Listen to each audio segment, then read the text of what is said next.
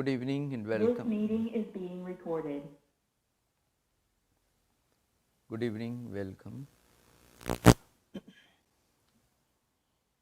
Yogena chittasya padena vacham malam sharirasya cha vaidikena yopakurotam pravaram muninam patanjalim pranchaliranatosmi stuve patanjalim vyasam shankaram cha munitrayam katra sutrasya bhashyasya kramad vivaranasya cha. We discussed the 41st sutra in the last session. Sattva Shuddhi Saumanasya Aikagrya Indriya Jaya Atma Darshana Yogitvani Cha Bhavanti.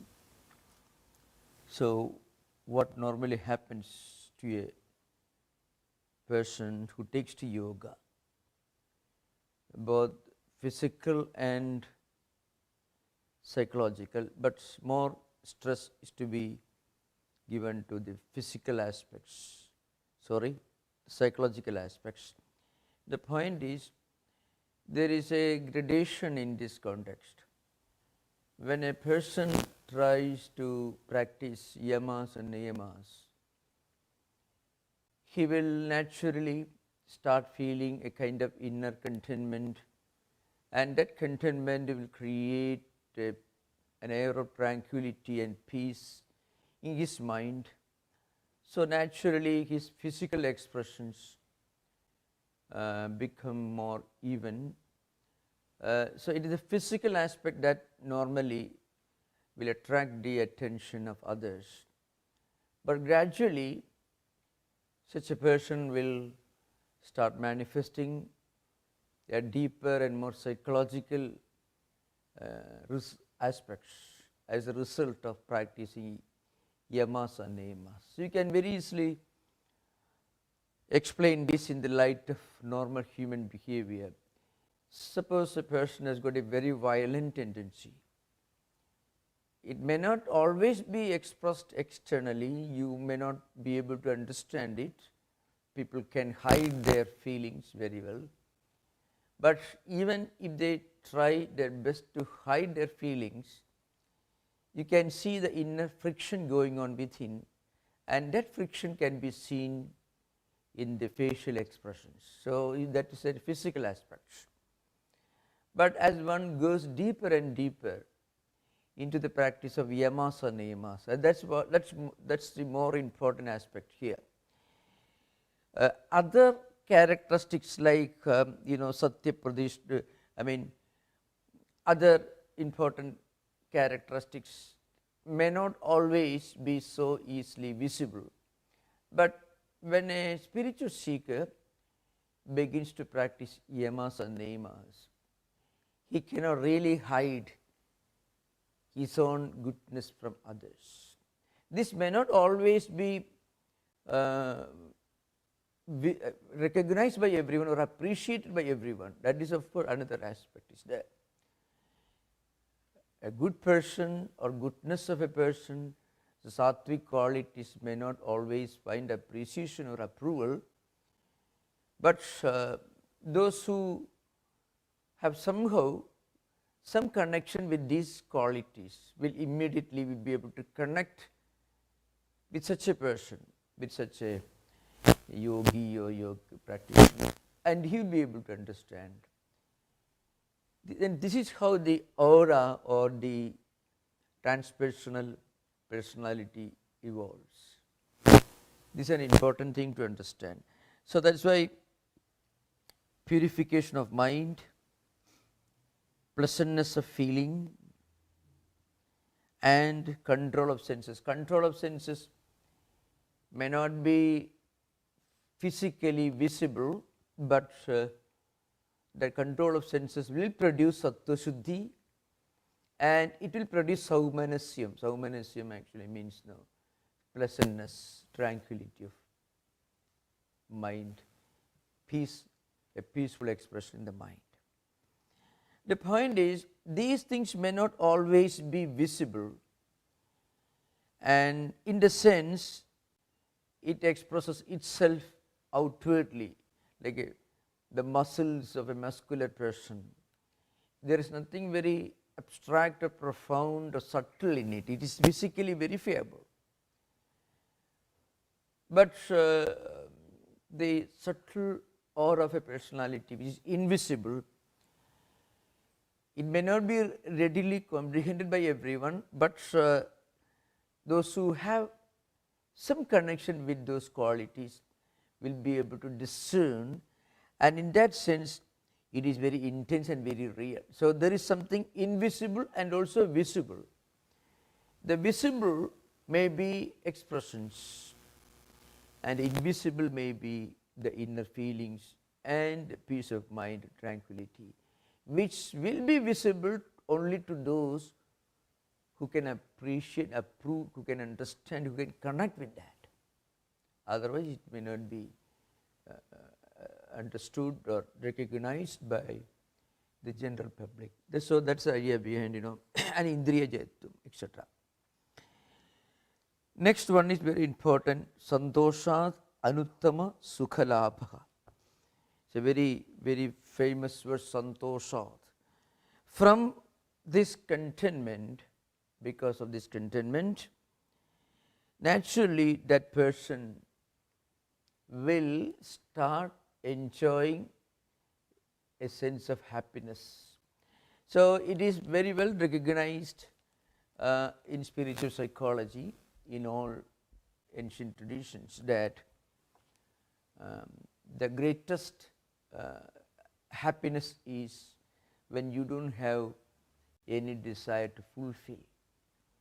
In fact, Vyasa says something interesting here. Yaccha kama sukham loke, yaccha divyam mahat sukham, trishnaakshaya sukha sede, narhada shodashim kalam. Is a very important verse which is quoted, and Vyasa actually quotes this. It's not Vyasa's own sloka.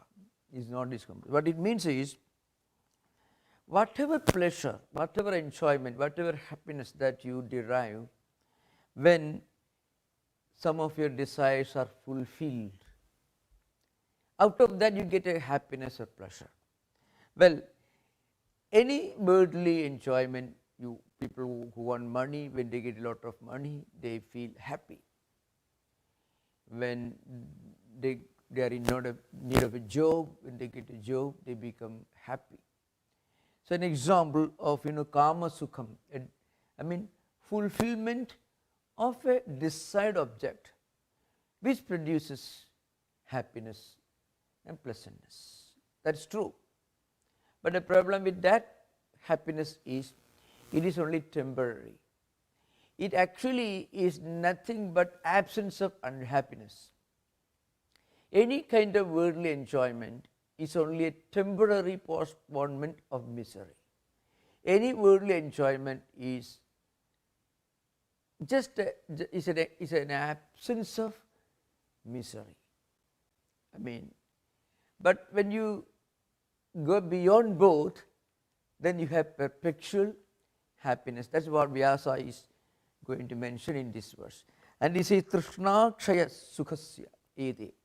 Trishna means desire, which Buddha used the same word in his doctrine of Praditya Samutpada, which is the 12-link chain of which actually causes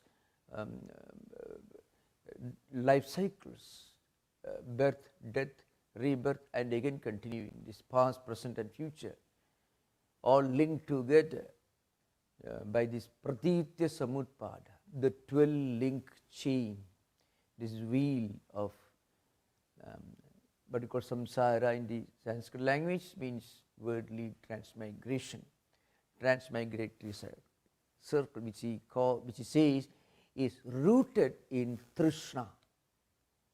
Trishna in Pali. So now Vyasa says, before the happiness or joy or the tranquility of mind that you feel when you have no desire at all to fulfill, before that supreme happiness, the happiness of fulfilling,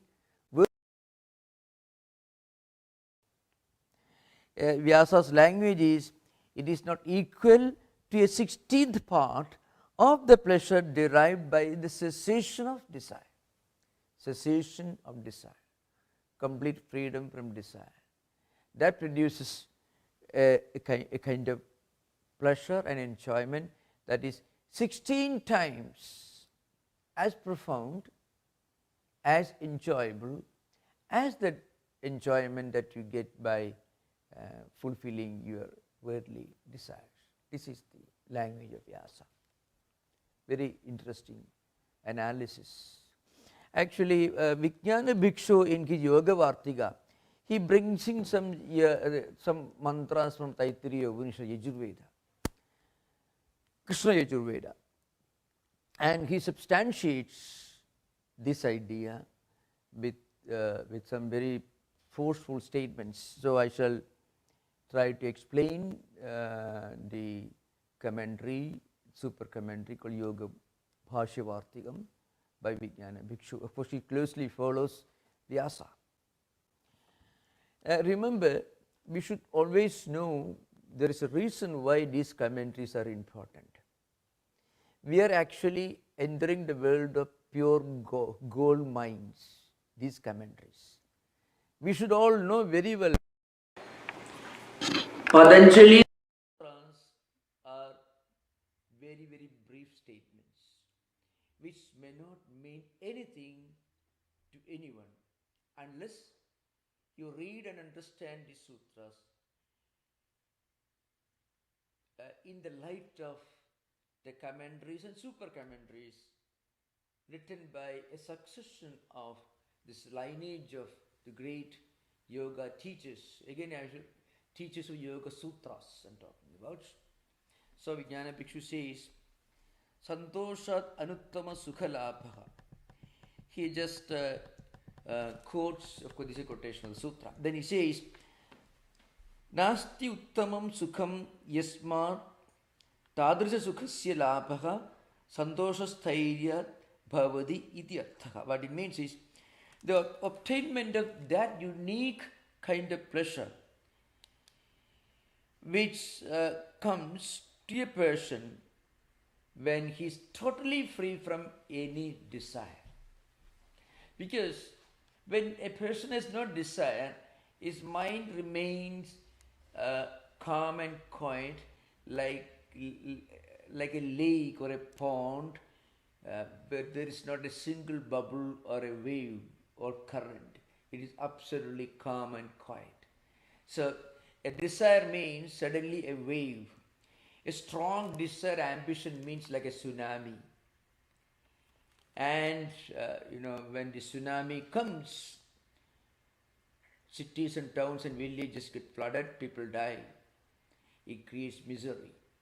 So every desire creates misery. Now I should mention about something very important. Is it possible for one to live without desire? The question will arise because we should not get away with the impression that this is kind of ascetic ideal.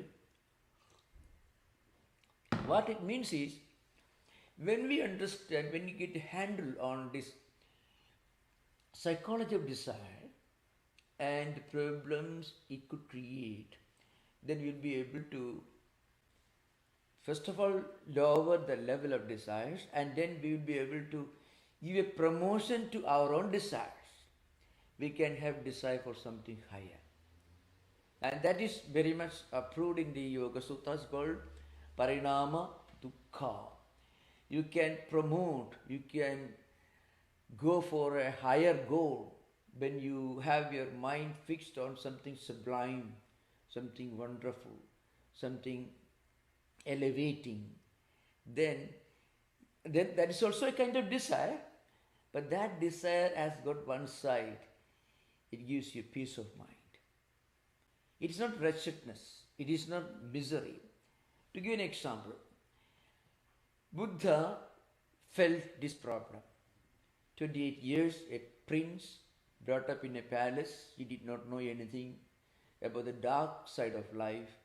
He happened to meet a sick man, old man, and also a dead body being taken to the cremation ground. three, three terrible pictures of realities of human life: death, old age, and sickness. And then he saw a saint, a monk. Now, and Buddha began to think and ponder, and that prompted him to leave his palace behind, walked and more than 1,000 miles, went to Buddha Gaya and sat there in meditation. Now, the point is, what was in his mind when he was walking more than 1,000 miles from Lumbini in Nepal, today's Nepal, to Bodh Gaya? Was he crying and weeping, very, very miserable looking? No. That kind of higher ambition, spiritual ambition, has something sublime in it. It is called the sublimation, a promotion, or elevation of desire. So that's what happens. And as you give your desire a promotion, what happens? The lower desire gets a back seat. It takes a back seat. And then you'll find yourself starting enjoying life. If you can read great books, listen to great ideas, trying to do good and great things, and then have a desire, a sincere desire to do something good, to do meditation, for your own spiritual practice, or maybe doing something good, and you have a desire to do more and more. That desire doesn't have a wretched feeling behind it. So there is a gradual promotion. I can quote Sri Ramakrishna. Sri Ramakrishna says, ego is there, and ego is linked to desire. Desire speaks the language of ego, or ego speaks the language of desire. They are both twin brothers that are interlinked. So Sri Ramakrishna says, if you have got this ego desire, you do one thing. You give it a promotion. You employ it and make it do some good work. In Sri Ramakrishna's language, this rascal ego has to be eradicated. It means an ego that gives us misery, ego that makes us greedy, struggling, working more and more for money, wealth, ambition, and giving sleepless nights. That's one ego. Well, now that ego, you cannot just wish it away. The ego should be given a kind of spiritual orientation. I shall read some wonderful books. I shall do some wonderful work. You may call it Karma Yoga in the language of Hindu spiritual tradition, Buddhist spiritual tradition. You will do Karma Yoga. I shall read some books. I shall do something good for the world. Well, there is an ego involved, but that ego is a friendly ego. And that ego will eventually take you beyond ego. So Sri Ramakrishna says, this ego should be a servant ego. I mean, I shall do something on behalf of God, something spiritual, that kind of ego. So remember, that aspect is not often considered in Patanjali's system. Patanjali's system is more prescriptive. But Sri Ramakrishna is both prescriptive and also descriptive. Patanjali's system, he reads more like Renan Martin's old book on grammar for high school students. This, that, do this, do that, with well-structured examples. It's like that. Because Patanjali is an old-fashioned man and he didn't have much time to write elaborate commentaries, and he was not a spiritual teacher the way we look upon the Greek spiritual epoch makers. He didn't come with a mission for the world, but he taught some very wonderful spiritual truths in a very prescriptive language, which actually has created a unique spiritual legacy. In that respect, he is more prescriptive. So that's why Vijnana Bhikshu, who incorporated devotional ideas, Vedantic ideas into his commentary, he puts it in a more descriptive language. That's why he says, Nasti uttamam sukham yasmat tadrisha sukasya labhaga santosha sthairya bhavaditi arthaha. So what it means is, this obtainment, the unique pleasure, enjoyment that comes when you have no desire, that is a state unique in itself. There is no greater pleasure than the pleasure that you get, than enjoyment that you get when you have no desire at all. Santosha, again he says, Trishnakshayo hi santoshaha. So what is santosha? According to him, weakening, gradual cessation of greed. That is the word used by Vijnana Bhikshu. What is santosha? Gradual, slow, degrees by degrees, cessation, weakening of greed. And Trishna pranibandha pagame cha chittasya swabhaviga sattvadikya nimittiga sukhasvabhavata svata eva avirbhavati. So Trishna pranibandha pagame, Trishna or desire is an obstacle. That obstacle, apagamam, means it is removed. Then what happens? Chittasya swabhavika sattvadikya. Then what happens? When desire, greed are gone, our mind gets more and more sattva guna. Sattva guna is associated with tranquility, peace, wisdom, serenity, even-mindedness. All these qualities are natural for a person who has got this sattvika guna. Then what happens? This sattva guna increases. And sattva guna adhikya nimittaga sukha subhavata. When you have this tranquility, peace, then what happens? You have this pleasure, happiness. That is called contentment. That is how Vijnana Bhikshu explained this. That means when the obstacles that stand in the way of enjoying life, what is the obstacle? Desire. When that desire, extreme greed, in fact greed is the word used, that is the implication in the Vijnana Bhikshu's language. When the greed is removed, that's why Trishna apagame, when he is completely removed, then what happens? Mind becomes more and more sattvic, serene, tranquil and peace. And when that happens, you feel a kind of an inner joy and happiness. Then happened. Natat sukhe vishyapeksha iti. Why is it so unique? Why is this kind of enjoyment, this enjoyment that comes out of total cessation of desire? Why is it so unique? He says, Vijnana Bhikshu says, Nasatsuke Vishyapeksha means it is not dependent upon a desired object.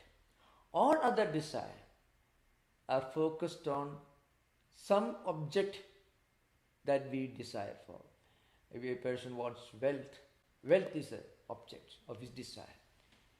Reputation, may have enough reputation but more of it. Then that becomes the object. So if you have a desire, and when that desire is fulfilled, you get the kind of enjoyment, but that enjoyment is dependent upon an object which is not permanent, which comes and goes. Money comes and goes. So the enjoyment that you derive when you become wealthy, that enjoyment also goes away like the money, the wealth that disappears one day. So it is dependent upon one object, a desired object. Tad nirvishayam shanti sukham atma sukham uchyate. And he says, Vijnana Bhikshu says, it is the spiritual tranquility, spiritual enjoyment, spiritual pleasure. That is contentment. When you have that contentment, you may not express it openly in words, but you will express it in your ability to remain calm and quiet and even-minded even in times of difficulties. There may be hard times, difficulties, challenges, but you are able to face them with a degree of even-mindedness. That's a time when we understand that this person has got contentment. And of course, then te yeshadam prajapade anantaka sa ego brahmana anantaka shotriyasi chaka magadasi ityadi sudege. Then he quotes the Taittiriya Upanishad mantra, which gives you ananda mimamsa, graduation of enjoyment. Which ultimately concludes that before spiritual contentment, no other enjoyment or pleasure can remain, because that spiritual enjoyment is supreme. It is the highest degree of enjoyment and tranquility and peace. When you have it, you have no desire for anything else. That is the language of Vijnana Bhikshu. So here you find Santoshat Anuttama Sukhalabha. That's mean unsurpassed pleasure that comes as a result of contentment. So there's a gradual, there's a gradation, a gradual evolution going on. That, as we mentioned in the 41st Sutra, Sattva Shuddhi Saumanasya Aikagya Indriya Atmadarshana Yogitvani sa Bhavanti. That means purification of mind, pleasantness of feeling, one-pointedness, control of senses, and fitness for realizing the Atman. So there is an internal mental purification, then mental purity comes, then all obstacles, all sorrows disappear, then a kind of inner peace and tranquility, one-pointedness, steadiness, control, even-mindedness, all these become natural to a person who has this contentment. That's the idea. Very, very well known sutra. You can ask questions when we discuss this sutra later.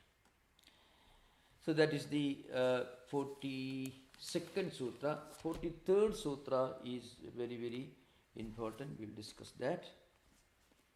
It comes here.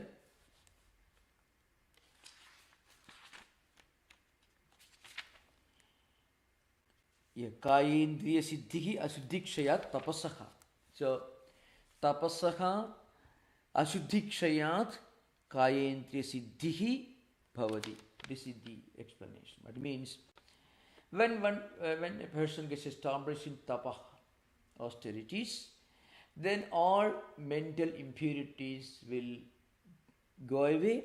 As a result of this, efficiency, that's the language to be used, efficiency comes. One is kaya siddhi, the other is indriya siddhi.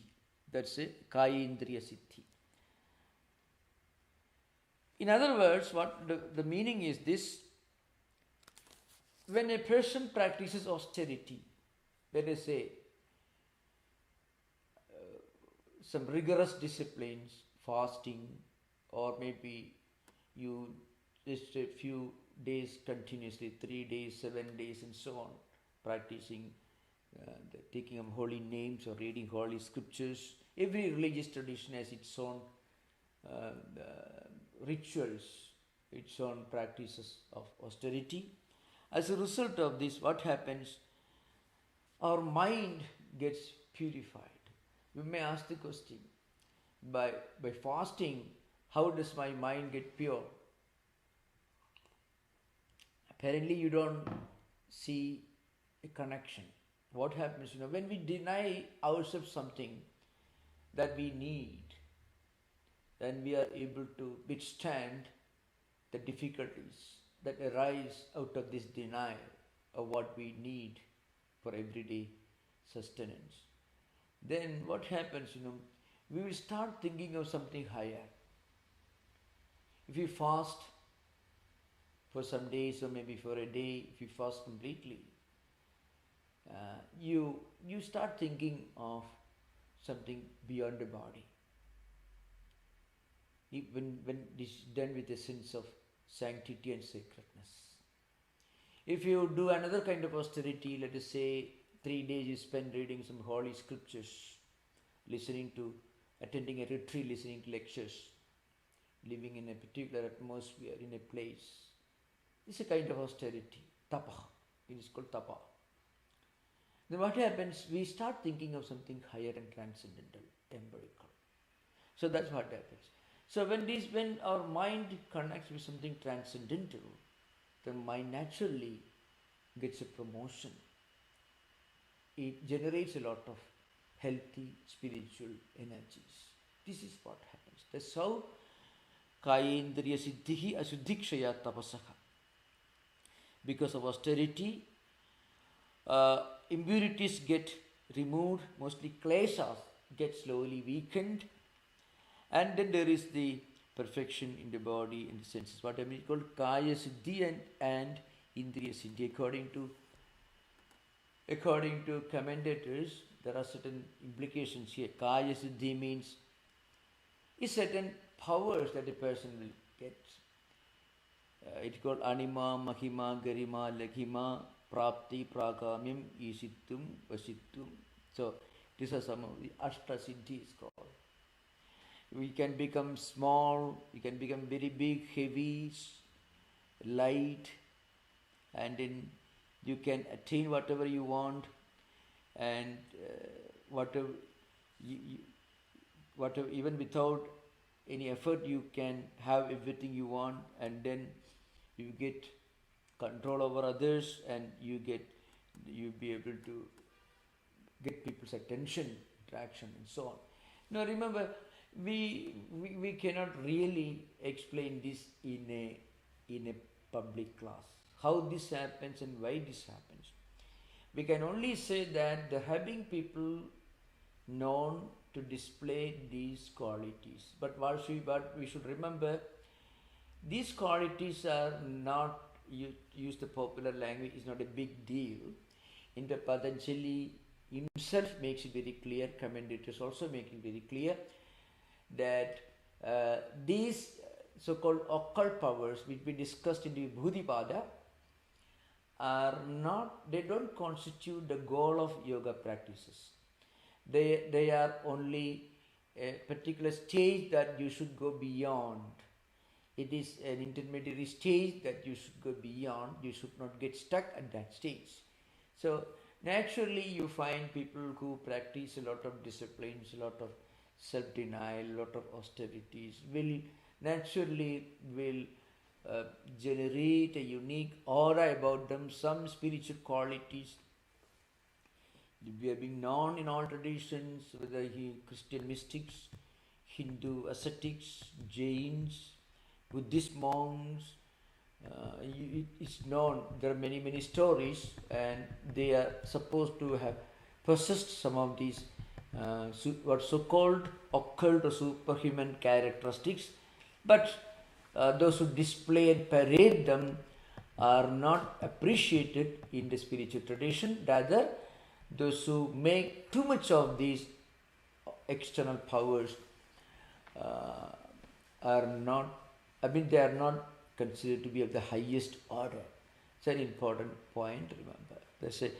So that is the essence of the kaya siddhi. Indriya siddhi is nothing, the ability to pursue things, subtle ideas, distant ideas. So that is naturally, that can be easily verified. Those who take to yoga, those who practice yamas or niyamas, those who practice meditation, those who you can find they are able to understand things in a more subtle, in a more profound way, because of the energy resources of the body system, the mental structure, mental world are preserved and focused and directed into sublime channel. As a result of this, they are able to see things, understand things, comprehend ideas which are very subtle. In fact, if you read the history of a man like Vivekananda or Sri Ramakrishna or Christ or Buddha or Shankaracharya, can we ever imagine a boy leaves his home in search of his guru after having mastered all the scriptures that we know in Hinduism, all the four Vedas, all Upanishads, all grammar, everything. There was nothing that Shankara had not mastered. Ashtame Chaduro Veda Dwadase Sarvashastrabit.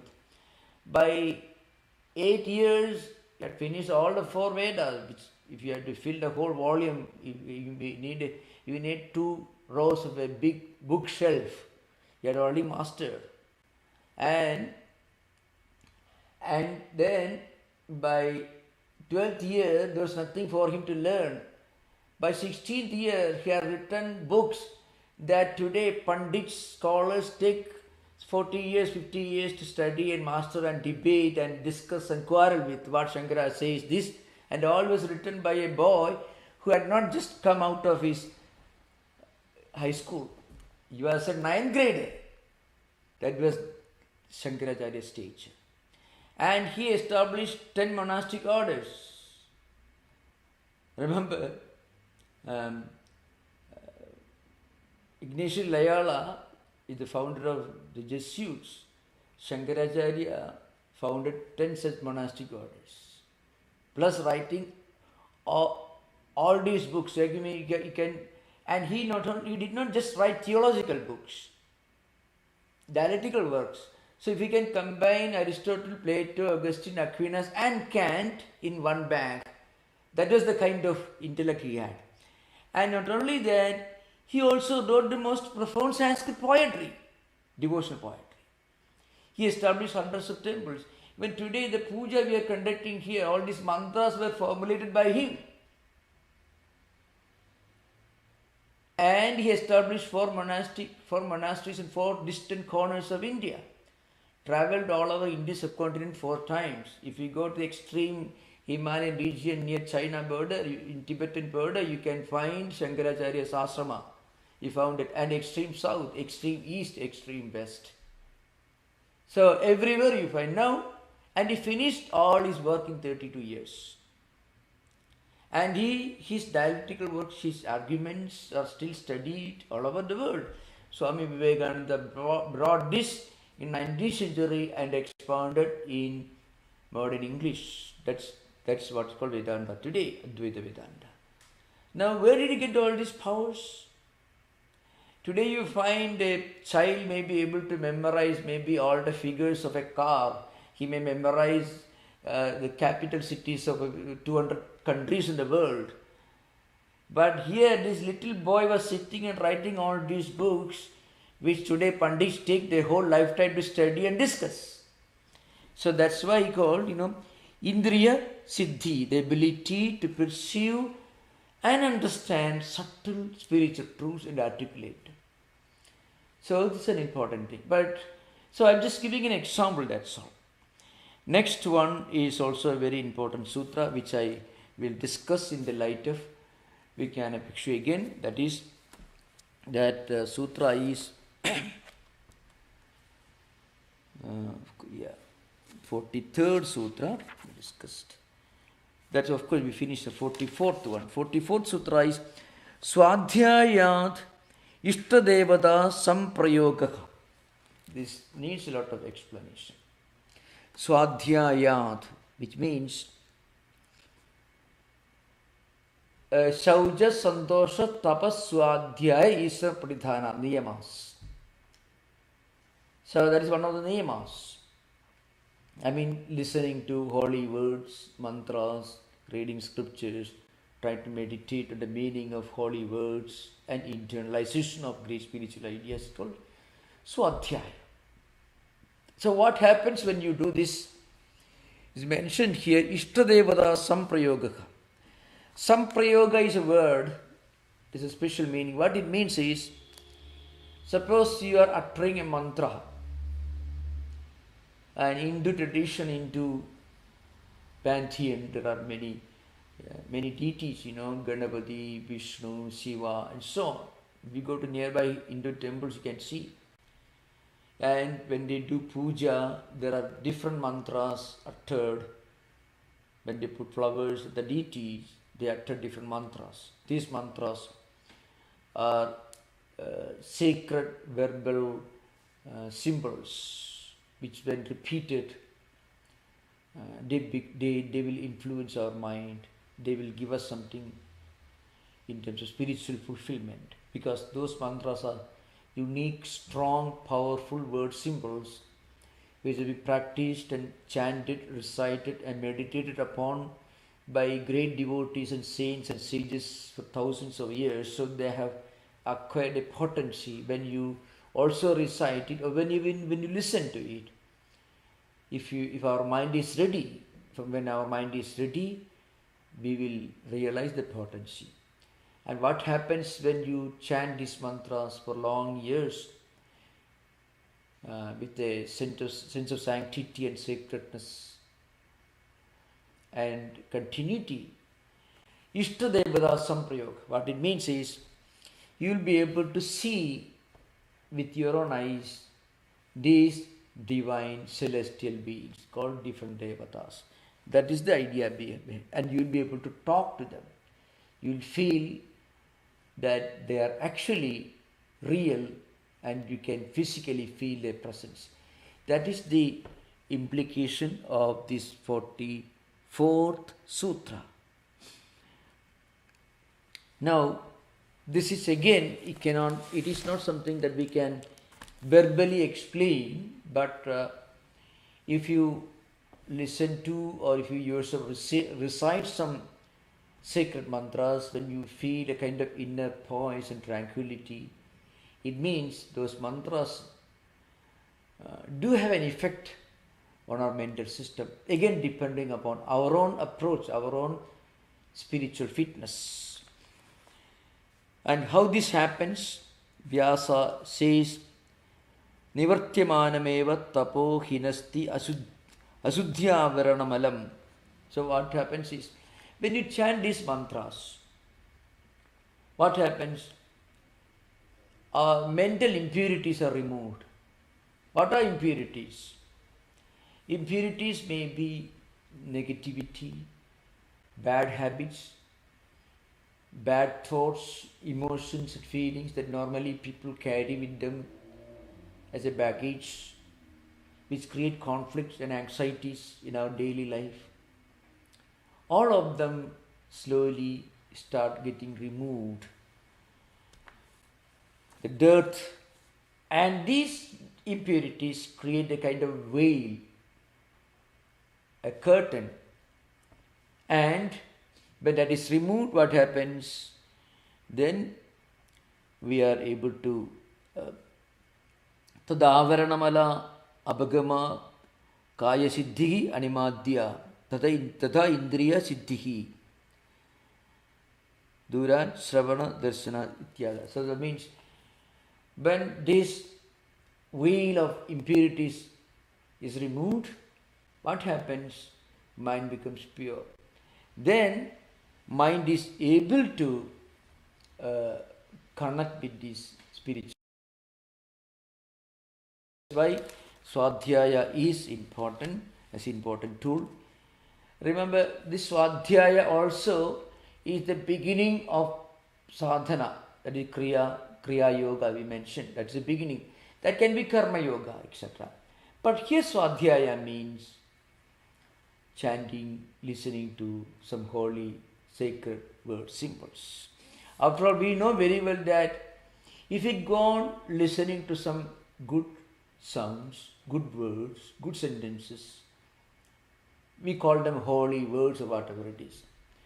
These words will have an effect on our mental system, because we are listening with our ears and the mind grasps it, and when mind gets connected to these words, the mind also will be affected, and we will feel peace of mind, happiness and so on, serenity and so on.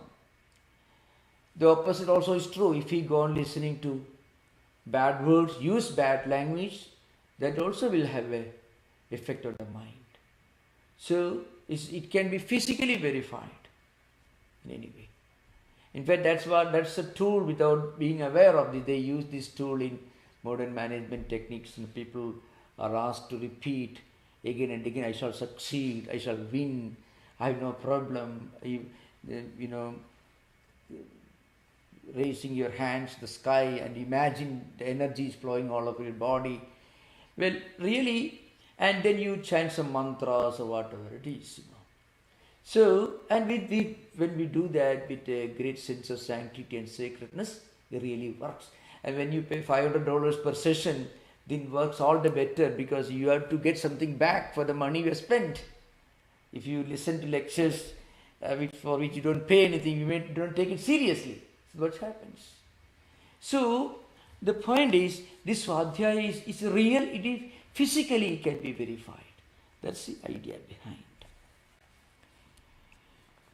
Then next one is, of course, we mentioned this.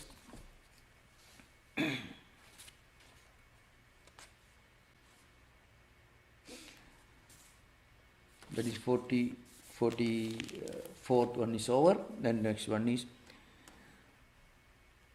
45. Samadhi siddhi Ishwara pranidhanat. Ishwara pranidhanat. I mean, when you have complete sense of devotion, dedication to God, to divine reality, then what happens? Samadhi siddhi. That is again, that can be proved when a person, if he can really believe in this spiritual technique and principle of surrender, if you do it sincerely and completely, what happens, we feel just like your glass is empty, so it is filled with something else. Complete surrender means you are emptying your own mind, and when the mind is emptied, it gets filled with some new energy. If it is that the surrender is not complete, if your glass is only half empty, suppose your glass is half filled with water, and you pour milk into it, you get 50% water, 50% milk. If the glass is completely empty and you pour milk into it, you get 100% milk. Similarly, this Ishwara pranidhana means complete self-surrender to God.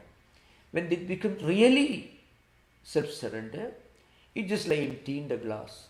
And when our mind is emptied, it doesn't remain empty, it gets filled up with a new divine spiritual energy. So that is why Ishwara pranidhana creates this samadhi. So you can find all this in some of the Buddhist scriptures. Dhammapada says, Isya chedam samuchinnam ulagacham samuhadam savediva rittim samadhim adhigachati. This is in Dhammapada. In Sanskrit, of course, it is Yasya tat samuchinnam ulaghatam samuddhadam savediva ratrauva samadhim adhigachati. He in whom unworthy feelings are totally absent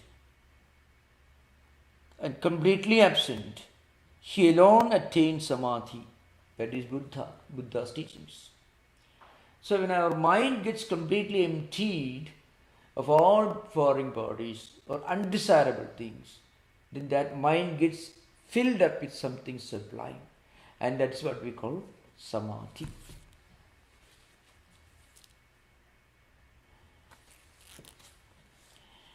Next one is Sthira Sukham Asanam. This we discussed at some point.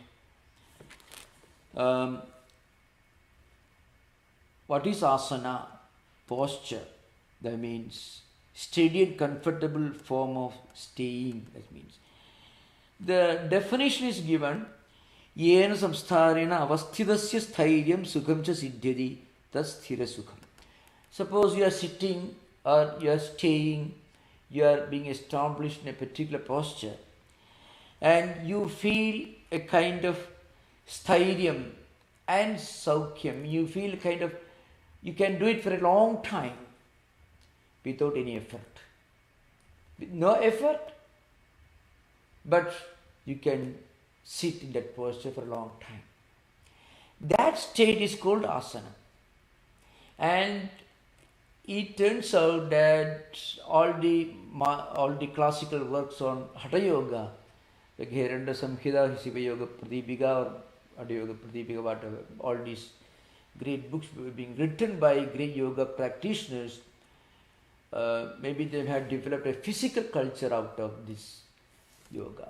Maybe ancient yogis developed different physical postures to make their body pliable, flexible enough to be able to sit for a long time in an effortless manner. So if you go to some of the places in India, Buddhist caves are there. You can see the pictures of Buddha and many other Buddhist bhikshus sitting for a long time in Padmasana and different yoga postures. You can find Hindu deities, Hindu saints.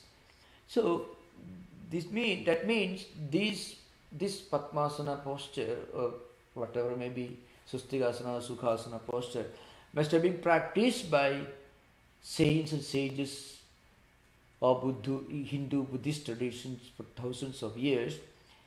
But in order to make the body flexible enough to be able to sit for a long time without any effort, with a sense of total pleasure and happiness, they must have developed a lot of postures, additional postures, which makes the body physically strong enough so that body doesn't interfere when you're meditating. Body doesn't announce its presence, because if the body is not healthy, it will interfere in your spiritual pursuit. So in order to avoid that, the body should be made a wonderful instrument. For that, these different postures must have been developed. This is one possible explanation. We will discuss that later when we discuss the next one, Prayatna Shaithilya and Ananda Samapatti. These two terms are used in the 47th Sutra. At that time we will discuss this. Now we can have interaction. Thank you. Most welcome. Yeah. Most welcome. Hariom Swami. Yeah. Swamiji, you were talking about surrender, Yeah. right? Yeah. So, in today's world, there are a number of causes, extremist causes that we see across the world, including among Hindu practitioners. And a lot of issues that we see in today's world come from a sense of surrendering and blindly following a wrong kind of cause, a wrong agenda. So, when does someone's spiritual seeking transform into something where they decide to surrender to the cause, and when should someone, so my understanding is when you surrender to someone or to something, then you let that guide you. So when do you stop listening to your own inner voice and start listening to someone else's guidance? Yeah, I mentioned this earlier that the yoga practices, we are talking Patanjali yoga practices, they are essentially meant for independent spiritual seekers to practice. This is an important point, remember. They are meant for independent spiritual practitioners to practice. We need not extend it to other areas of politics or sociology or other areas. That's an important point to remember. Even in a Hindu pantheon, there were so many diverse schools of thought, mutually contradictory systems of philosophy, and they all coexisted for thousands of years, and different traditions came to India. They were accepted and honored. That's a unique legacy of the country. We are not extending the self-surrender idea, the Panidhana idea beyond its yoga context. If you extend it to other areas, then we will be landing in troubled waters. So here, what is meant by here? Suppose you go to the nearby temple, where you become a devotee of Shiva, Vishnu, whatever deity. Maybe your own home you had a shrine. You used to do puja. When you dedicate your effort completely to the deity with a sense of self-surrender. That's what is meant here. And again, real self-surrender is the last stage, is the ultimate stage in devotional philosophy. It's called Prapatti by Ramanuja or Sharanagati. Anugulyasya sankalpaha pradigulyasya varjanam rakshashridi vishwasa goptutva varanam tatha atmaniksheba karpanesham vidha Sharanagati. Means you always have positive ideas and then negative ideas should be removed, and then you should always look upon God as a protector, and you accept Him as your soulmate, and you this kind of self-surrender idea. Now remember, it is the highest state in our spiritual evolution. You can find this among all the great saints of Hinduism, Buddhism, and Christianity, Judaism. You find this. So you find this in very much in the Russian Orthodox Church, the way of a pilgrim in Philokalia. You can find this in the lives of Saint John of Cross or Saint Teresa of Avila, the Spanish saints. You find So the idea, this is a kind of spiritual self-surrender we are talking about. So it has two stages. As a practice, as a part of niyama, it's called one of the niyamas, Shauja, Santosha, Tapa, Swadhyaya, Isha Pranidhana. Fifth niyama. Here in the niyama category, it is mentioned as a practice, not in the sense of ultimate Sharanagati or self-surrender, and it's mentioned in Ramanuja's Vaishnava philosophy, or as you find in the writings of Saint Teresa of Avila or Saint John of Cross. We are not talking about that. Here we are talking about, our surrender to a higher idea. That's all. As a spiritual discipline. And when you surrender yourself to a higher spiritual idea, spiritual principle, what happens? You feel spiritually enriched. Spiritually you get sublimated. That's the idea behind. Okay. Blind surrender to an ideology, that is absolutely no relevance in the context of Yoga Sutra discussions. Now, that's something different. It's a different problem. It is a sociological problem, it's a political problem, and this is not the platform to discuss those questions. Though it's very relevant, but there are other platforms where we can discuss those wonderful subjects. Okay, thank you. Thank you so much. Thank you.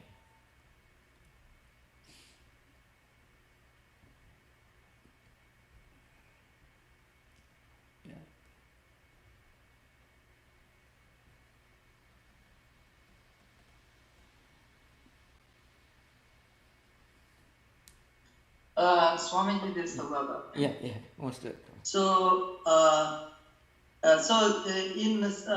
in some place they say that if you get Ashtasiddhi, then you are bound to go away from the realization of God goal. So why is that? Yeah, normally people get stuck, they get attracted when they get Ashtasiddhi. Ashtasiddhi is a byproduct, You cannot sell the byproduct, only the main product you can sell. When you manufacture something in a factory, there are certain things which may be byproducts which you sell at lower price, but that's not what you package and sell, Like that, in spirit, in our yoga practice, in the course of meditation, in the course of all these yamas and niyamas, one may develop certain skills, extraordinary skills. There is nothing occult in it. When you do certain disciplines with the body acquires certain skills. When you do some disciplines with your mind also acquires certain skills. This like Ashtasiddhis are like that. Now the point is, those who, some sound is heard, those who are not, you can mute it at the individual level, otherwise be disturbed. Please. So one request to our listeners, friends, please mute. Discussion can be disturbed. So what I mean to say, it is mentioned, it is universally accepted that those who get stuck and get attracted by any of these so-called 8 powers, vibhuti skills, they won't be able to go beyond that, because mind may go down is those who are able to acquire some special skills, and they give a lot of importance to those skills. The mind gets stuck, and that will be the beginning of their fall. The higher you fall, the higher you fly, the lower you fall. But one important point should be remembered and emphasized here. That's very important. Many of the greatest spiritual giants the world produced, they possess some of these unique skills, and they, not deliberately, they happen to use some of these skills for the great work that they did for the good of humanity. That should be remembered. In the life of Jesus, you find many miracles or the parables you can find, even the Pentecost. Many of these, I'm not going into those details. So also in Buddha's, in the Tripitakas you find Buddha not parading, but he could do certain things which a normal person may not have been able to do. And we already discussed Shankaracharya. See, look at Sri Ramakrishna. Now, a person like Vivekananda, who was an agnostic student, he came to Sri Ramakrishna, and he was completely transformed into a devotee of God and a spiritual teacher by Sri Ramakrishna. And Swami Vivekananda himself, when he came to this country, people who came in contact with him, some of them had contact only for a very short time. They completely transformed. So you can find this happening. They were not parading or displaying or making too much of these skills. But as part of their activity, these powers they happen to use without their being aware of it. Somebody came to Sri Ramakrishna and he had a new life. Girish Chandra Ghosh, a drunkard, was turned into a saint by Sri Ramakrishna. How do you explain this? Can a normal person do that? No, not possible. Somebody who was not educated even, Swami Adbhutananda, he became a great saint. So these things happen. If you read the lives of many mystics, you find this happening. Of course, there is one difference in the Christian mystical tradition. Miracles, 3 miracles are the criteria for canonization. If you read the lives of these great saints, they themselves were not so much bothered about whether they had the skills or not. No. If you read the lives of Saint Teresa of Avila or Saint John of Cross, anybody, they did not make too much of whatever skills they had. But later, these miracles became the criteria for canonization. Christ himself rejected miracles, 3 temptations, one is a miracle. Christ, Satan tempted Christ, you jump from the top of the tower, and Christ, no, he didn't want to test God, So, power, wealth and miracle, the 3 temptations, Christ rejected. Actually, in Dostoevsky's Grand Inquisitor, the cardinal is telling Christ, we are with him. You rejected the 3 temptations, but we went for it, and we are using it. You can find in Dostoevsky. That's of course the anticlimax. I'm not referring too much important to that. The point is, Christ did not want miracles, nor miraculous powers. He rejected wealth, power, and miracle. He rejected. You find. But Christ himself was a great miracle worker. You find all the 12 great disciples, and the miracle is continuing. So how do you explain? Where do you draw the line? So also Shankaracharya, Sri Ramakrishna, or Buddha, you find. All these great spiritual teachers. They had these powers, but they did not make public display of this. And they didn't, as I mentioned, it was not a big deal for them. That's the expression that I would like to use. They didn't make too much of this, because they knew these are byproducts which they should not focus too much upon. That's it. Thank you. Your question. Yeah. So the main point is, if you get focused on them, they will bring you down. That's the main thing. That's why it is said. If you focus too much on siddhis, those siddhis will bring you down. Powers will bring you down. If you discard them, they may come up, they may be of some use to you, but you don't pay too much of attention to it. That's the idea.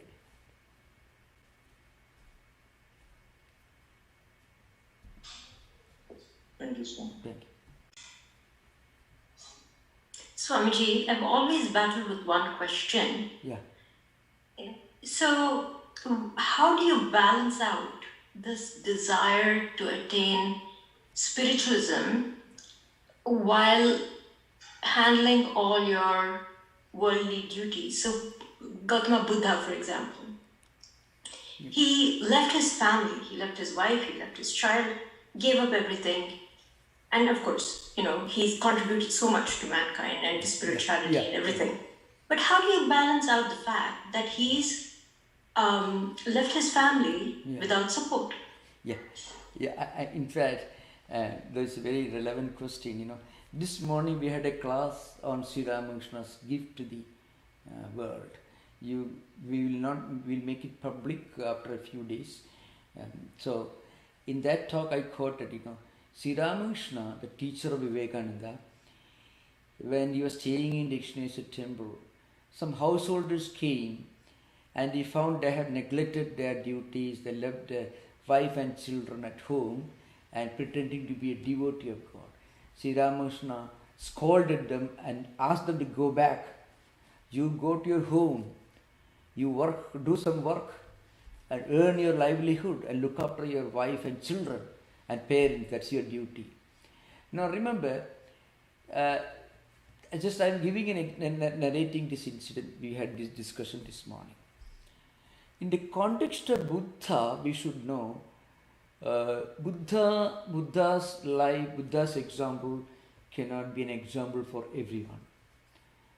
Buddha stands in a different class. Sri Ramakrishna and Buddha, they stand different class because Sri Ramakrishna himself was an embodiment of all renunciation. So also Buddha. Can we say that Christ did not look after his father Joseph, who was not a rich man? He was a young man, he should have looked after him. We can't say that because they are epoch makers. The ordinary rules don't apply to them. But in the context of people who are at the beginning of the spiritual journey, they cannot neglect their duties and then prosper in spiritual life. So at the beginning of one's spiritual life, proper performance of responsibilities and duties in your home, in society, in your professional context, that is the first stage. It's called Swadharma. It's the first stage in spiritual life. Doing our duty properly, sincerely, and performing in duties and responsibilities. Now, how do we bring in spirituality into this? That's the question. We can bring in spirituality by bringing in element of, let us say, which called in Sanskrit is called anasakti or non-attachment. Non-attachment here means not having too much of obsessive desire, not having too much of obsessive likes and dislikes for certain things, or persons, or events. That you can bring in. Extreme infatuation, extreme attachment to a point of becoming obsessed with that. That we must avoid. So, being even-minded. Do our duty, but do it as a duty with all sincerity and sacredness. And then, whenever we get free time, we should read holy scriptures, books, and try to practice meditation, all the spiritual disciplines.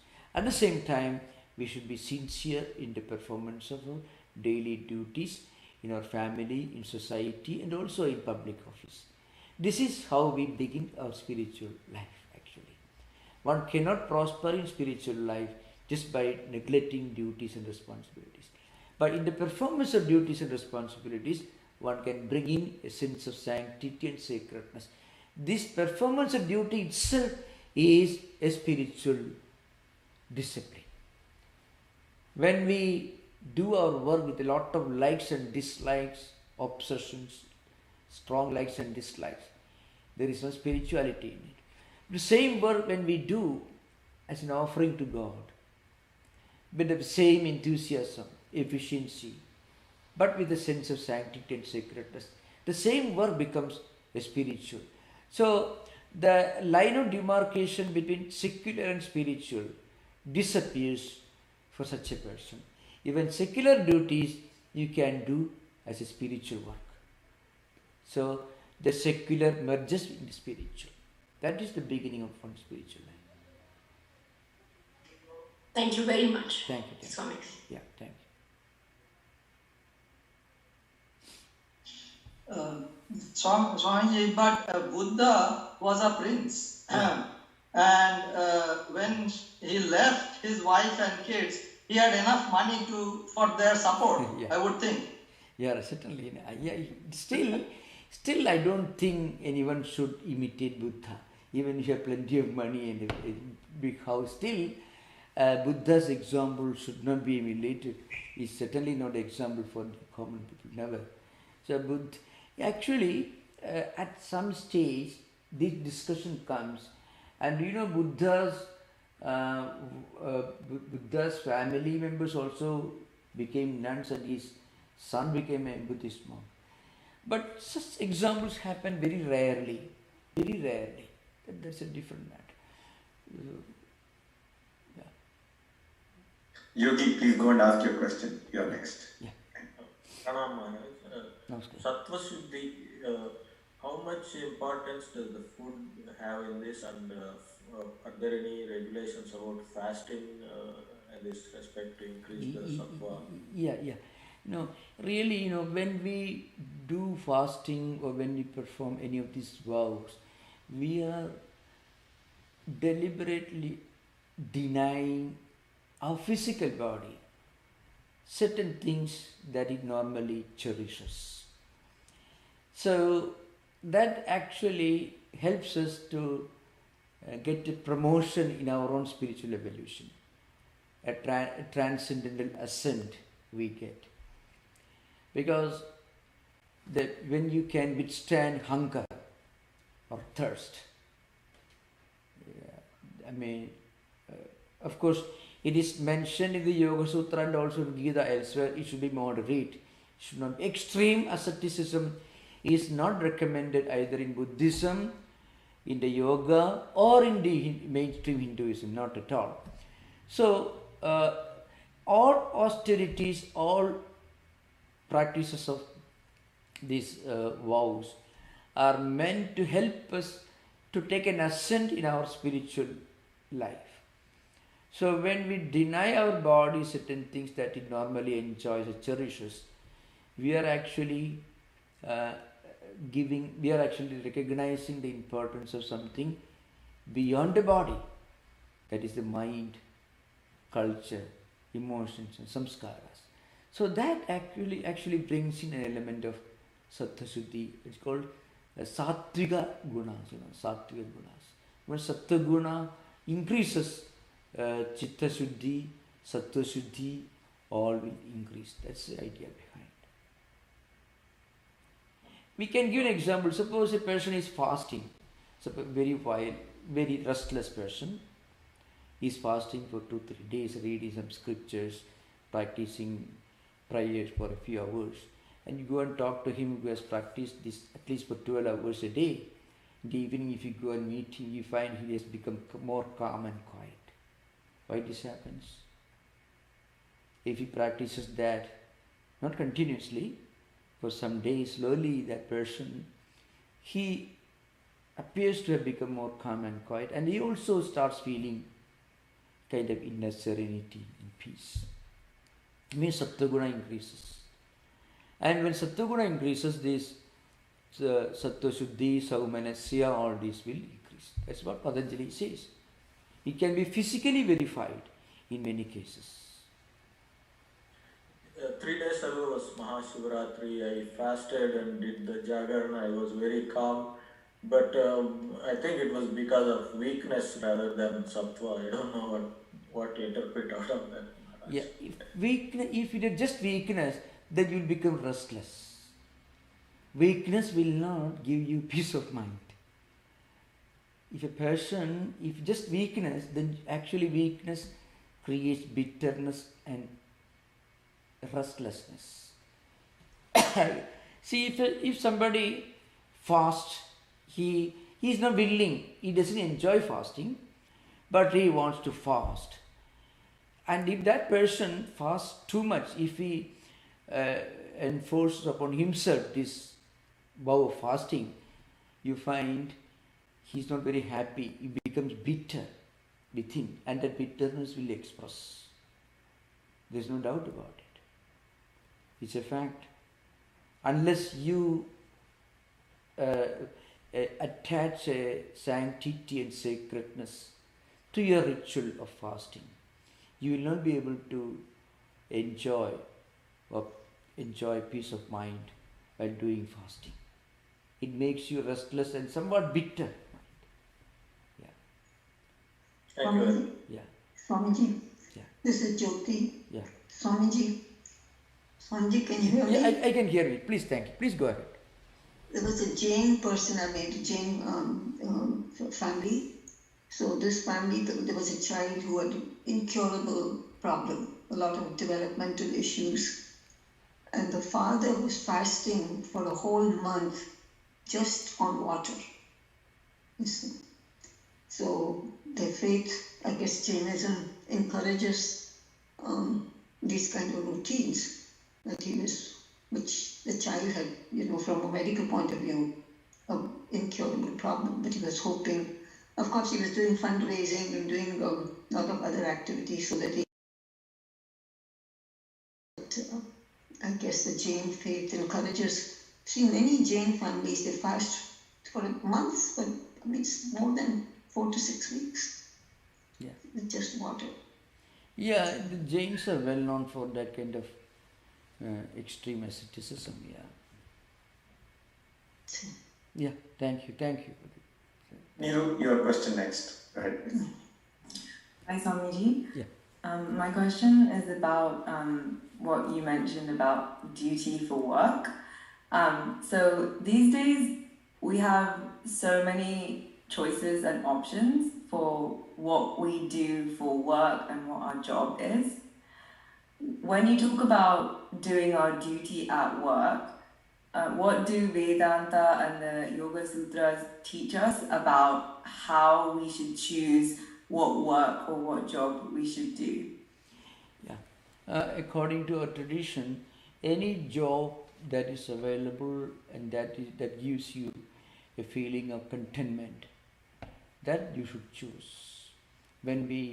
If there is an option, but not everyone can get the job he or she is looking for. That is true. But as far as possible, if we can get the job, if there is an option, we can get a job that gives us a feeling of inner contentment. That will be helpful. Yeah. Are there any other criteria or anything else that we should be thinking about in terms of what we do? Yeah, I think the contentment, it is a very profound concept. It gives you the feeling, well, I'm doing the right thing, I'm doing something which I should do in terms of my qualifications, my responsibilities, my professional status or whatever it is.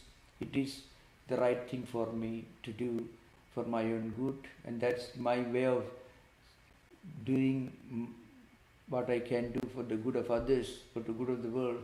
If any job gives you that kind of feeling, there's no better job than that for us. But as I mentioned, this may not be always available in actual life, but this should be our goal as far as possible. One other follow-up, if that's okay. And if we are needing to do something which it doesn't fit with those things, how should we approach that and deal with it with Yeah. the right mindset. Yeah, if we have to do certain job, certain work that we don't really want to do, but there's no other way, because you have to do the whatever job is available for your livelihood. In that case, do that work, but when you get extra time, you do something that you actually like doing. That's what we can do. So that the work we don't like, we have to do for our livelihood, and we should also try to get time to do what we actually like doing. That's the only way in this practical world. Yeah. Thank you, Swamiji. Thank you. Swamiji, Yeah. suppose we have a special area in the house where we keep our idols and pictures and you do a meditation long term. Does that become a shrine? Yeah, Or have the certainly. same? Yeah, certainly. If you have sincere faith, it certainly becomes a shrine, yes. Okay. Yeah, thank